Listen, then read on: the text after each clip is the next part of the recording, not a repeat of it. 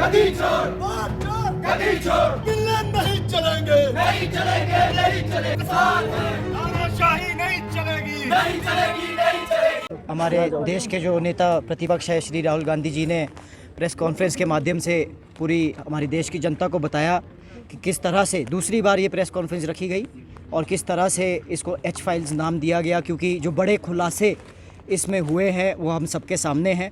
जो कि ख़ास तौर के हरियाणा के जो चुनाव थे, जो कि हम सब जानते हैं कि जो कि जनता चाहती थी कि कांग्रेस की सरकार उसमें बनी और बन भी रही थी, पर उसके बावजूद भी बीजेपी की सरकार वहाँ बनी। तो वो क्यों बनी, उसके पीछे क्या तथ्य थे, वो राहुल गांधी जी ने कल प्रेस कॉन्फ्रेंस के माध्यम से परसों रखे।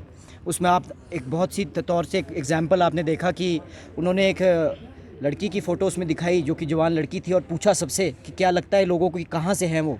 सब ने अपने अपने गेस किए, बट किसी का गेस सही नहीं आया। वो इसलिए क्योंकि वो एक ब्राज़ील से एक मॉडल की पिक्चर थी जिनका नाम लारिसा है और उनकी फ़ोटो उन्होंने लगाए रखी थी और 22 जगह पे उनकी फ़ोटो लगी थी 2 बूथों में।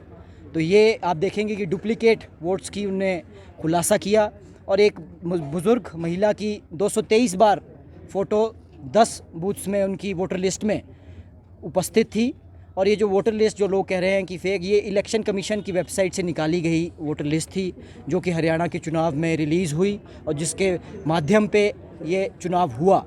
और इस तरह से वो बताना चाह रहे हैं कि किस तरह से डुप्लीकेट तकरीबन 25 लाख जो कि डुप्लीकेट फेक वोट्स हरियाणा में बने हैं। टोटल 2 करोड़ मतदाता वहाँ पे हैं, उसमें से 25 लाख फेक वोट्स बने जो कि तकरीबन 12.5% वोटिंग परसेंटेज बनता है फेक वोट्स का। और इसके बावजूद भी हरियाणा में कांग्रेस सिर्फ मात्र 22,700 वोटों से हारी है।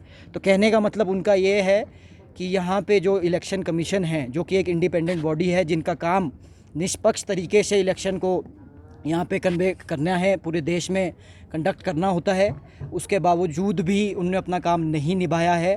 और हम पूरे युवा इस देश के we as individuals we are gutted and absolutely angry कि जो हमारा जो राइट टू वोट है वो हमारे से इस बुरी तरह से छीना जा रहा है। और आप सब जानते हैं केंद्र में भाजपा की सरकार है, ये साफ पता चलता है कि ये मिली भगत है, क्योंकि जहाँ जीता जिताया इलेक्शन अगर से कोई सरकार हार जाती है। और सबसे दुख की बात यह है कि जैसी हमारी ईमानदारी से जो जनता वोट डालती है इलेक्शन के टाइम में और कोई अपने हिसाब से कोई और आके वोट से सरकार बन जाती है, बड़ी दुखद की बात है। तो आज हमारा जो युवा है इस देश का और इस प्रदेश का, हम सड़कों पे उतरे हैं, मांग करते हैं कि इलेक्शन कमीशन जो कि है प्रूफ के साथ आज बाहर आएँ और पूरे देश को बताएं कि ये क्यों, ये जो आप केंद्र सरकार के साथ मिलकर जो आपने वोट चोरी की है ये क्यों की है और ये कितनी गलत बात है।